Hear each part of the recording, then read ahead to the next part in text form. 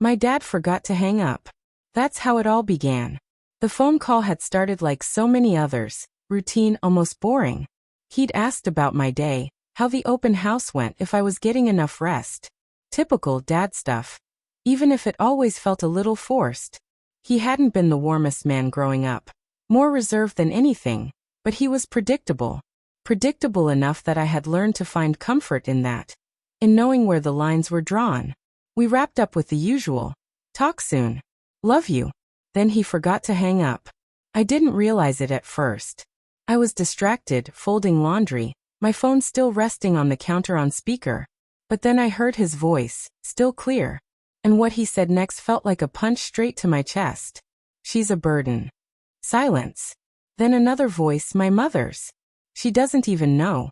Always trying to prove something. I told you letting her stay in that big house alone was a mistake. My hand froze mid-fold, the shirt slipping from my fingers. She acts like she's rebuilding her life, he added, a bitter chuckle in his throat. She's not rebuilding anything. She's clinging to scraps. I didn't move. Didn't breathe. It wasn't just the words.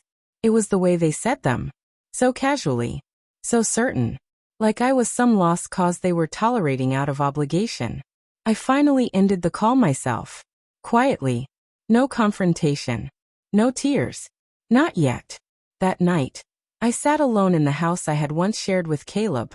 My husband, my college sweetheart, the man who had just 1 year earlier wrecked me with his betrayal. And now this house, this 4-bed, 3-bath dream in a quiet suburb, felt like a hollow monument to everything I had lost. My marriage. My self-worth. And now, even the illusion that my parents were in my corner. Caleb's affair had been slow-moving cancer. It started with distance. Then long nights at the office. Then a text message I was never supposed to see. Miss you already, can't wait for next weekend. The name? Mia. One of the interns he mentored. Barely 25. I was 34. When I confronted him, he didn't deny it. Just looked tired. Cold. I didn't think you'd find out this soon. That was the end of us. No dramatic fights. Just papers. Lawyers. Silence. In the months that followed, I stayed in the house. I told myself it was for stability. Familiarity.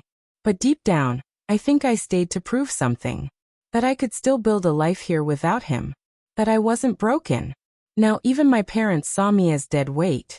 A burden. I stared at the walls that night, and realized I was trying to preserve a version of life that no longer existed.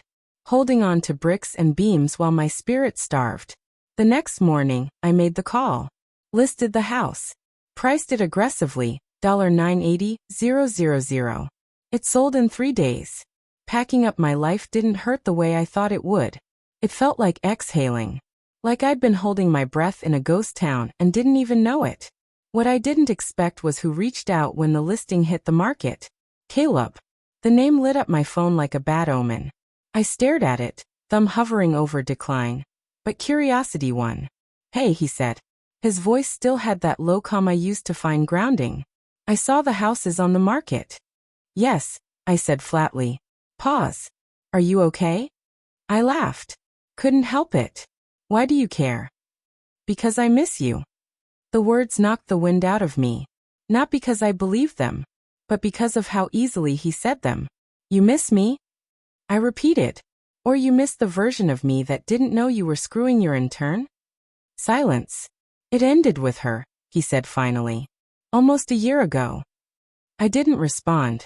I've been going to therapy. I've changed, I swear. I think about you every day. Old me might have melted at that. The woman who curled into his arms every night, who believed in second chances and redemption arcs. But this me saw it for what it was. Loneliness. Regret. Not love. Still, curiosity was a disease I hadn't quite shaken. We met for coffee.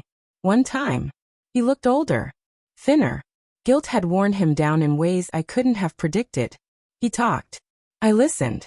He cried. I didn't. At one point he reached across the table and whispered. We could start over. We don't have to end like this.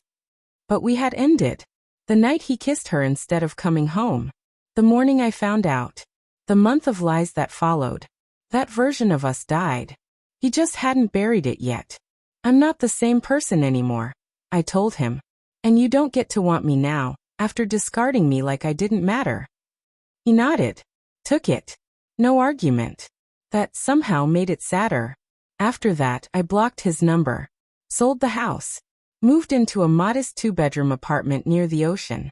Something about hearing waves at night made it easier to breathe. I didn't tell my parents until after the move. When I finally did, my dad's voice on the other end cracked slightly. You should have said something. Like you said something when you called me a burden? I replied. He didn't deny it. Just whispered. I'm sorry. I believed him. But I didn't rush to forgive. Because healing isn't always loud or linear.